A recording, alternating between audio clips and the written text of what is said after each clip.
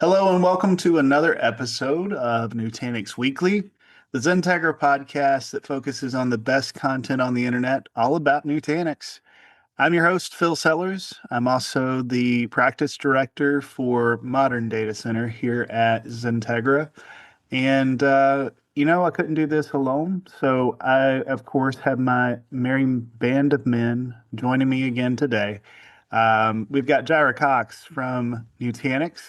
Jirah is a primary architect and longtime guest on this podcast. Jirah, how are things going in your neck of the woods? Good. I'm happy to be a member of the Merry Band. The tights are a little restricting, I gotta say, but I'll adapt. Yeah, for sure. That was not the best decision you made, was making us wear tights. I will say that we questioned it a little bit, Jirah. Uniforms help drive group coherence, right, and form a sense of camaraderie. This history has proven this over and over. Yeah, well, the next Merry Band brother, Chris Calhoun, he does love that hat, the little green hat with the feather in the top. He's a big fan of that. So, Chris, how are things going in your world? Between that and the pointy shoes, I am digging the outfit. Well, if you ever get kicked off of this, I guess there's room for you at the North Pole as an elf. We're coming up on that season too. So, there's always more that could be had, right? That and some stretchy elastic waist for our waistbands. This is the season. Yes. Well, this Merry Band of Brothers, as always, appreciate you being here. And it's always fun to talk tech. And, last week was a big week for Microsoft, and they held their Ignite event in San Francisco. We had a few people out there, and we also brought along some customers. That's one of the things we really love to do, is to provide an opportunity for the community to come out to these big tech events, learn about the technology that they're investing in and where things are going in the future. And so I know we had team members, including our CEO, Andy Whiteside, out at Ignite and entertaining some customers. So it was a really good week. And if you'd like to maybe participate in one of those industry conferences, we've got information about that out on the XenTegra website. For instance, hint, hint, nudge, nudge. .next will be in Chicago, I believe, next year. And we're looking forward to bringing customers along. If you're interested in getting into some Nutanix goodness in Chicago, then reach out. Let's talk about how we can get you there and help cover the expenses of .next next year. So I mentioned Microsoft because Nutanix had a pretty decent presence out there at Ignite, and they had some announcements. And so today we want to talk about what was announced during Microsoft Ignite last week. A couple big announcements around Azure. And so we're going to dig in on that. So today's blog post that we're going to be talking about is Elastic-SAN and Nutanix Move for Azure VMware Solution with NC2. So a couple things to help switchers that are looking at moving from Azure VMware Solution to Nutanix Cloud Clusters. So I guess what's the big news, Jirah? Let's start there.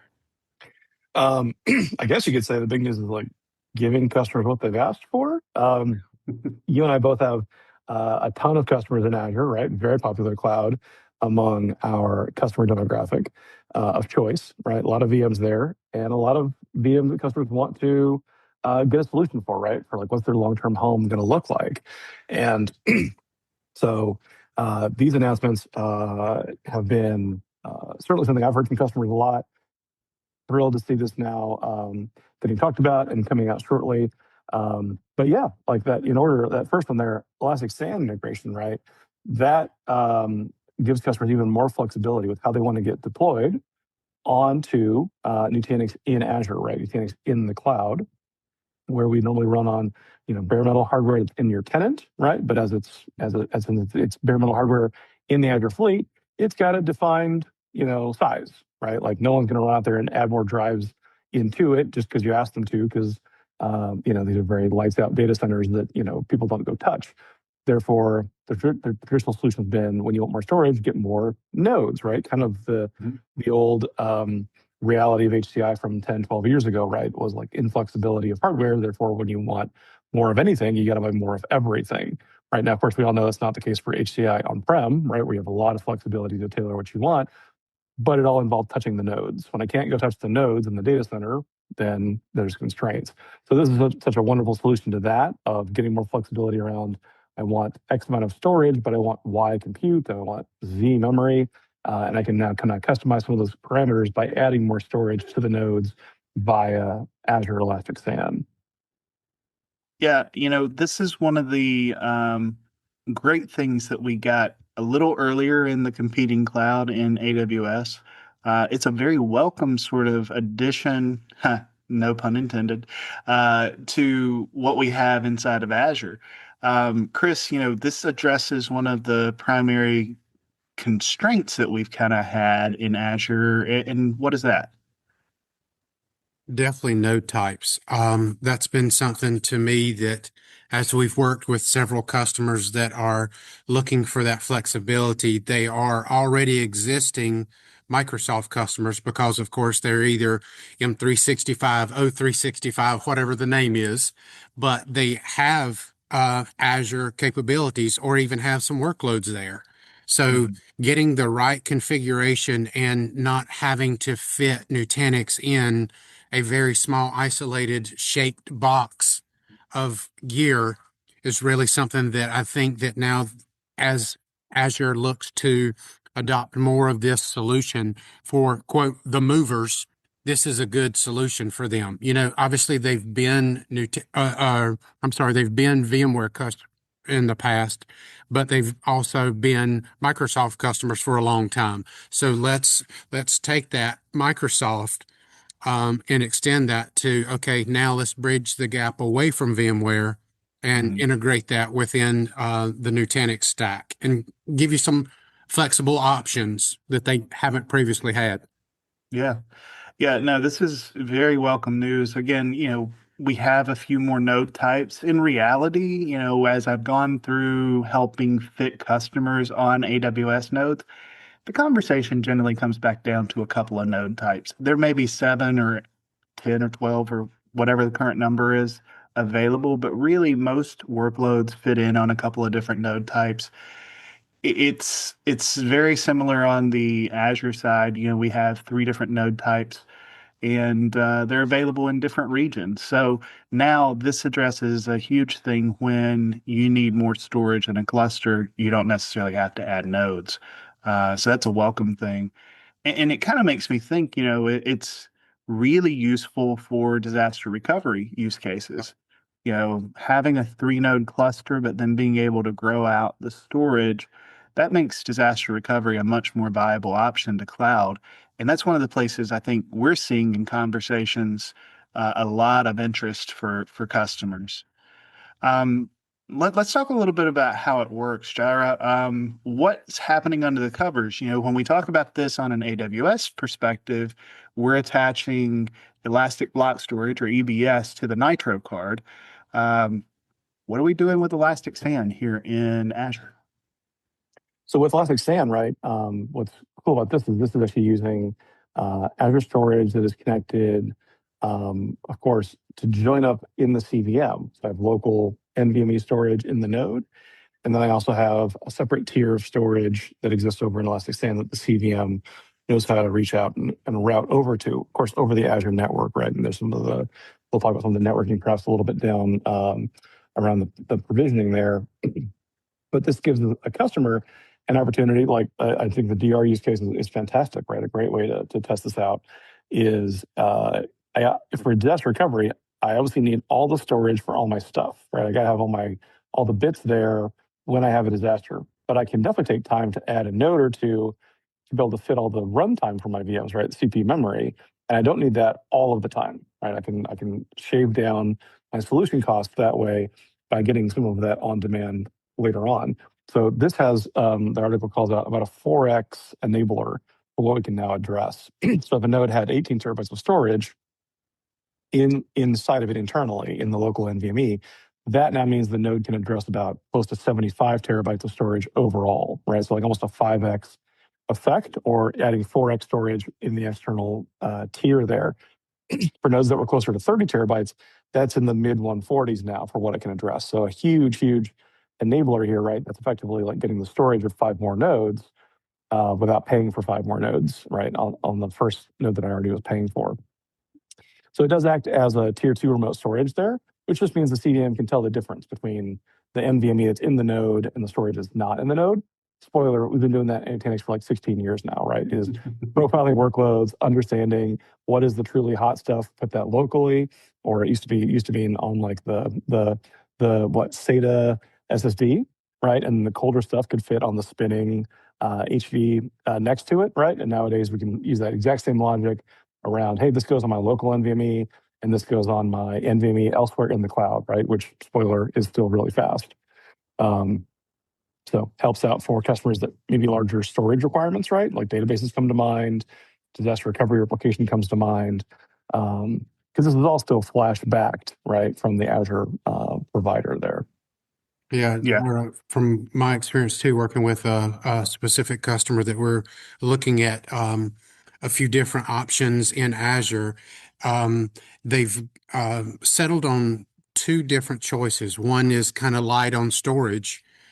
So basically, it's a matter of, do we go with more nodes that are light on storage to hit that storage target?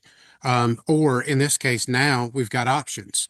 Well, let's pick the right model for the compute and the RAM, knowing that we can extend that storage a little bit further than what it had been configured in the past. So that definitely adds flexibility to the customer's base options, and then extending that as you grow or as your workload grows. Yeah.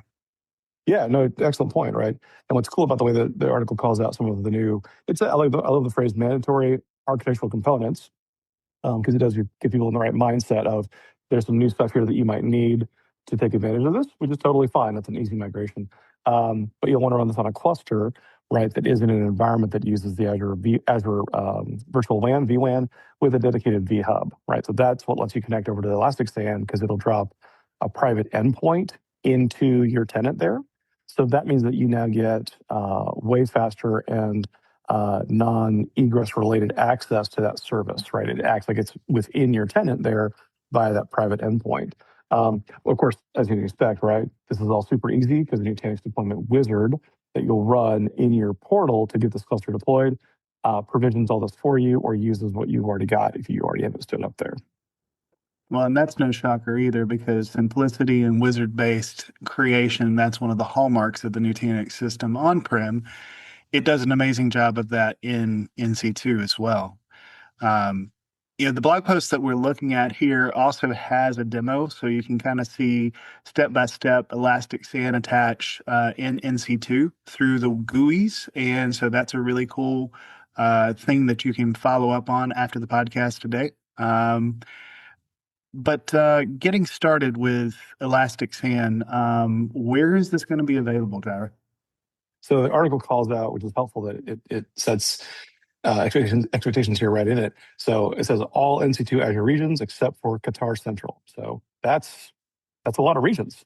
That's coming to a region near you. Yeah, absolutely. Chris and I were working on this, and actually Andy Green and I were working on it for a different customer. We've got a lot of new regions coming online and new node types, and there's been a lot of development inside of Azure. So that's been really great. As for timeline for this is going to be in a public preview, tech preview, starting in January. So there's some information here in the blog post about how you could get involved with this if you're interested. And so, that's a huge step forward for us. But it is available both to the AN36, AN36P, and the AN64 nodes. So all the different node types, which is amazing. So all node types, all regions except Qatar. So thank you. The next part of this blog post moves on to Nutanix Move support for Azure VMware Solution. So Azure VMware Solution's an NC2 like environment for the VMware stack that runs inside of Azure. But as things are changing around Broadcom, folks that had adopted AVS may want an alternate path. Those that have moved to NC2, what's this news about? What are we getting here with Nutanix Move? So with this release for Move, or this announcement for an upcoming release for Move, this makes it easy for customers to do that technical migration, right? To move a VM from their AVS solution, possibly backed by, say, like something like NSX, to move that VM over to NC2, right? So staying perhaps in the same Azure tenant, moving from one bare metal node type with a hypervisor to another bare metal node type with a different hypervisor, so that it's very much a stay in the cloud, just easily migrate from provider A to provider B kind of prospect here. We've had, of course, general Azure virtualization migration onto NC2, whether that's NC2 or even Nutanix on-prem forever, right? But this is very much a targeted release offering now gold star support for AVS specifically, as you're in Azure, stay in Azure, just change out the components of your infrastructure here as the proposition, which is a huge help for customers. Yeah, I definitely think that makes sense because to me, like we were talking about just a little bit ago, they've made the decision to utilize Azure as either disaster recovery or for primary workloads, but stood strong in their decision previously to stay with VMware and now maybe regretting that decision even more or looking for a way out. And I think that that's where Nutanix Move will definitely help relocate from within Azure, like you said, from one hypervisor over to Nutanix. So that definitely makes sense. Yeah, I mean, we don't want anybody to have regrets. We're fundamentally anti-regrets here. I do love the way the article calls out one of the built-in enhancements or built-in values of Move is that ability to test stuff, right? So if you're the guy, you're the gal who has to make the change window successful Friday night, 10 o'clock, you could set up this replication from AVS to NC2 in Azure to Azure, and then give it a test like Thursday morning, 9 a.m. over a cup of coffee, not touch production at all, no breaking changes at all. But you can get the assurance of when I hit this button, when it's go time Friday night, I'm going to know that my VM can power up, can pull an IP address, can get connectivity 100%. And, we're just, fundamentally, we're against surprises, right? We want success. And you can test it out, non-impactfully and know that when you need it to work, it's going to work great. Well, and you hit the thing I was actually going to point out. There's a lot of networking involved in this, right? So you're mapping to the same VNets using the same express routes. It's going to help you test those things across, the same infrastructure that you've already built for AVS. And so that's also a compelling feature for companies that have adopted AVS but are looking for an escape route from the Broadcom licensing costs. So that's an amazing thing. Testing, huge, huge advocate of de-risking the situation. Like anybody that's been a practitioner doing these changes at 2 a.m, one of the things I try to say is we're not always our sharpest at 2 a.m. I don't care how many cups of coffee you had.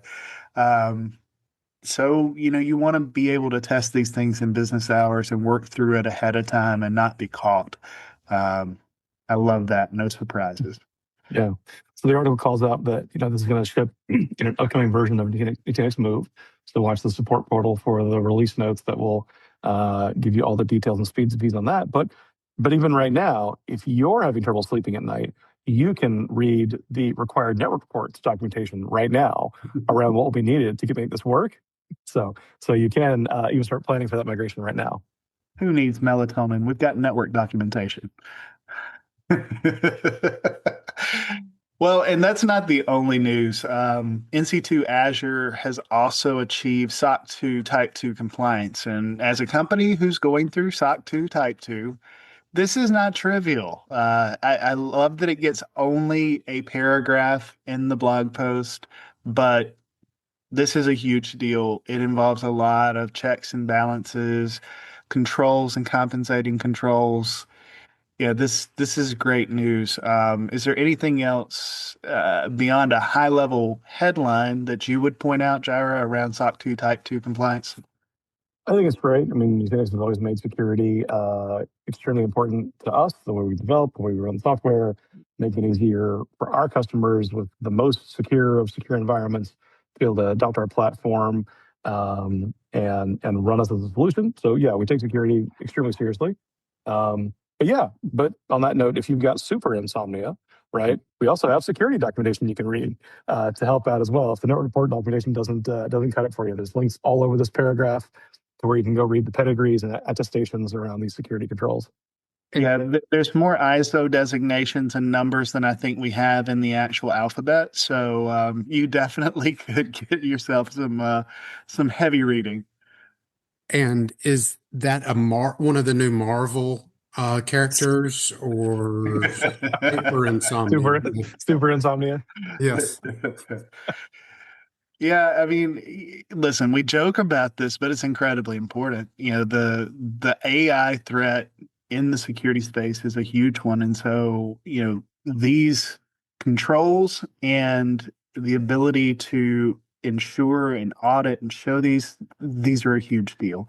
And you know, I know that there are a lot of teams and a lot of people, shout out to everyone on the engineering and operations teams who have made this happen because it's not an easy thing. And I know they put a lot of hours and a lot of work into this. So definitely kudos to the team for making it happen. Um, there are a lot of companies that can't exist without SOC 2 Type 2.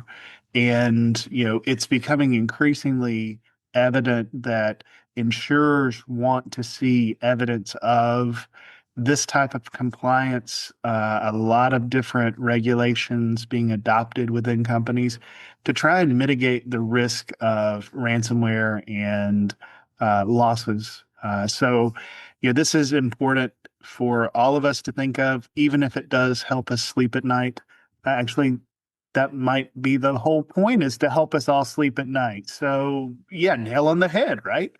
There you go. Well, you know, it's good news. Like I said, Microsoft Ignite last week was a great event. I heard nothing but great reports of all sorts of news from the field. We've got our Nutanix roundup here, and it's been fun just sharing time with Jirah and Chris today to kind of talk about it.